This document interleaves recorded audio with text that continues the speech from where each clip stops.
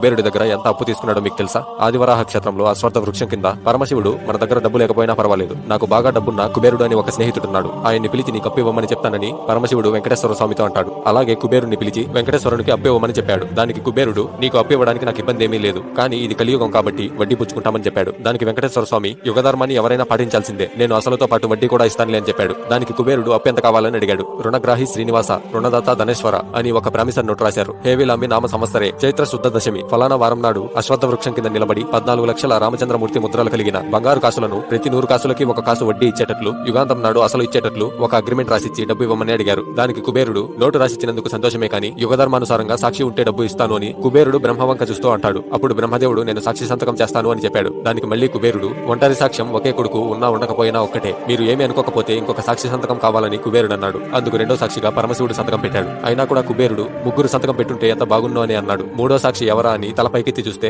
అశ్వత్థ వృక్షం కనబడింది. ఆ వృక్షం మూడో సాక్షిగా సంతకం పెట్టింది. ఇలా 3 సాక్షి సంతకాలు పెట్టాక కుబేరుడు వెంకటేశ్వర స్వామికి 14 లక్షల బంగారు కాసులను ప్రతి 100 కాసులకి 1 కాసు వడ్డీగా అప్పు ఇవ్వడం జరిగింది. ఓం నమో వెంకటేశాయ.